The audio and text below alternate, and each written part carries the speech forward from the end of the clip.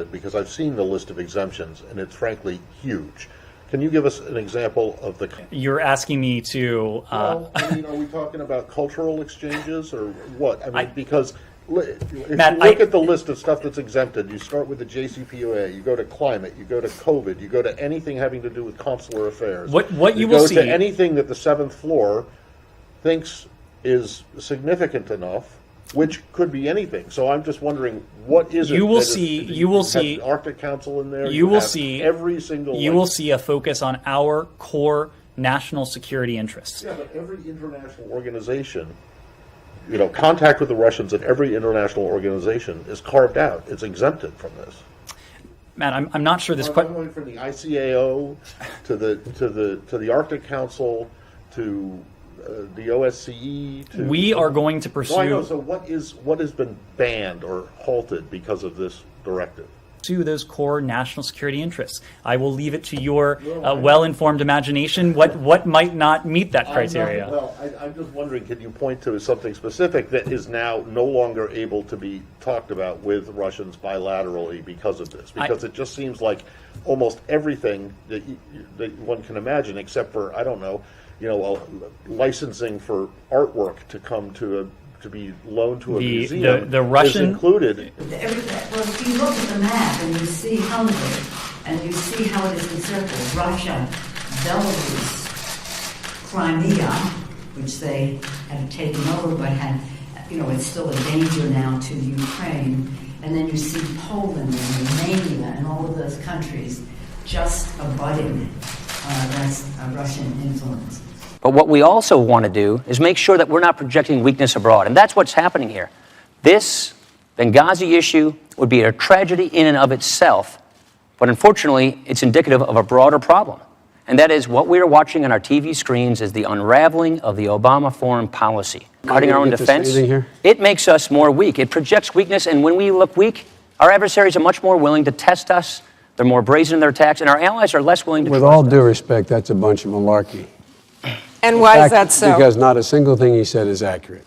And this talk about this weakness, I don't understand what my friend's talking about here.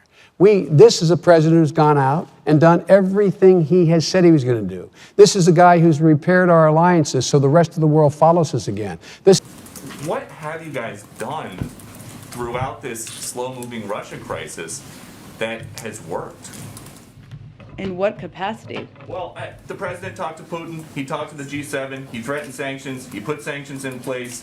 Now he says the sanctions are going to take 30 days, or about a month. Do you guys think the people in Ukraine have about a month? Well, Peter, let me just take a step back and explain to everyone how diplomacy works and how our approach from the United States has worked. What the president has done is he has built a global coalition. What good does that do these people in Ukraine who are seeing the news and these U.S. intel assessments that Kiev is going to fall any day?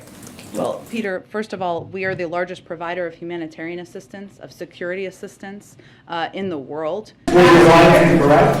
Did the alliance make the wrong judgment? No, they didn't. I don't even. How can the alliance make the wrong judgment when the process is about unity? It's about unity.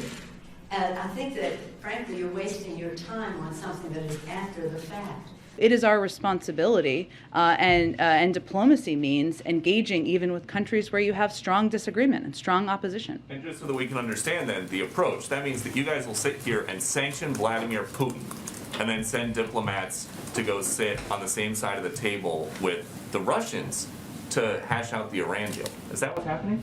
That's right, Peter, but I don't know why you sound so skeptical. What our job here in the United States and from any government is to take steps that are in the interest of the American people and the United States of America. This is the guy who brought the entire world, including Russia and China, to bring about the most devastating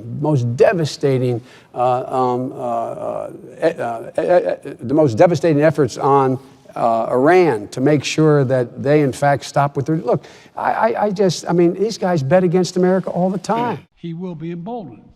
Look, well, anyway.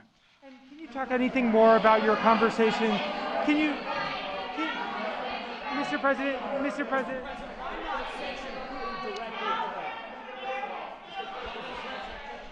Governor Romney's answer, I thought, was incredibly revealing. He acts like he thinks the Cold War is still on. Russia is still our major adversary. I don't know where he's been. I mean, we have disagreements with Russia, but they're united with us on Iran. The only way we're getting, one of only two ways we're getting material into Afghanistan to our troops is through Russia. They are working closely with us. They've just said to Europe, if there is an oil shutdown in any way in the Gulf, they'll consider increasing oil supplies to Europe. This is not 1956. Germany will become totally dependent on Russian energy if it does not immediately change course. Here in the Western Hemisphere, we are committed to maintaining our independence from the encroachment of expansionist foreign powers. It has been the formal policy of our country since President Monroe. Today, with the president's comment that no one expected the sanctions to prevent anything from happening, moving forward, do you expect this slate of sanctions to prevent any further advancement or aggression from Russia?